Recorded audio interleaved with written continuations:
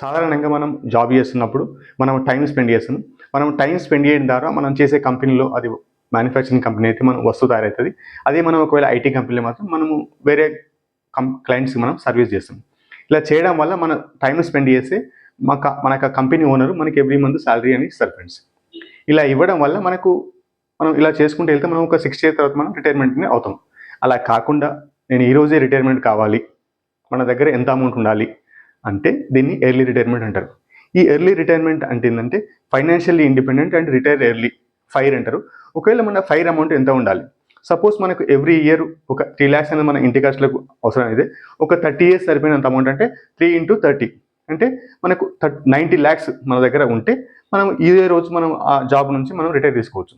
ఎందుకంటే ఆ 90 lakhs మనము బ్యాంకులో కానీ లేకుంటే వేరే ఇన్వెస్ట్మెంట్ చేసి మనము వాటి నుంచి ఎవ్రీ మంత్ ఇన్కమ్ తీసుకుంటూ మనం మిగతా లైఫ్ అనేది కొనసాగించవచ్చు.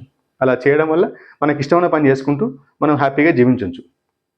అండ్ అసలు ఫైనాన్షియల్లీ ఇండిపెండెంట్ అంటే ఫైర్ అమౌంట్ ఎంత ఉండాలి, మన లైఫ్ స్టైల్ ఏంటి అనేది నేను డీటెయిల్గా వీడియో చేశాను ఫ్రెండ్స్. ఆ వీడియోలో అసలు ఎంత మనకు రిటర్న్ రావాలి, మనకు కావాల్సిన మనకు ఫైర్ మల్టిపుల్ కావాలంటే ఫైర్ అమౌంట్ ఎంత ఉండాలంటే నేను డీటెయిల్గా వీడియో చేశాను. ఆ వీడియో యొక్క లింక్ను డిస్క్రిప్షన్లో పిన్ చేస్తాను, మీరు చూడండి.